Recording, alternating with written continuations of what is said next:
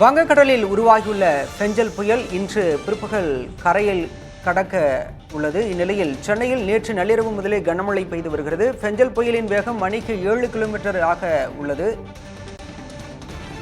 சென்னையிலிருந்து 210 கிலோமீட்டர் தொலைவில் பெஞ்சல் புயல் நிலை கொண்டிருக்கிறது. இன்று சென்னை, திருவள்ளூர், செங்கல்பட்டு, காஞ்சிபுரம், விழுப்புரம் மாவட்டங்களில் அதி கனமழைக்கு வாய்ப்பு இருப்பதாக ஏற்கனவே வானிலை ஆய்வு மையம் கூறியிருக்கின்றது. அதேபோல கள்ளக்குறிச்சி, கடலூர் மற்றும் புதுச்சேரியிலும் அதி கனமழை பெய்ய வாய்ப்பு இருப்பதாக வானிலை ஆய்வு மையம் தெரிவித்திருக்கின்றது. ராணிப்பேட்டை, திருவண்ணாமலை உள்ளிட்ட மாவட்டங்களிலும் கனமழை பெய்வதற்கான வாய்ப்புகள் இருப்பதாக வானிலை ஆய்வு மையம் தெரிவித்திருக்கின்றது. அதி கனமழை பெய்யக்கூடிய மாவட்டங்களில் முன்னெச்சரிக்கை நடவடிக்கைகளை மாவட்ட நிர்வாகங்கள் எடுத்திருக்கின்றன. பள்ளி, கல்லூரிகளுக்கு விடுமுறை அறிவிக்கப்பட்டிருக்கின்றது.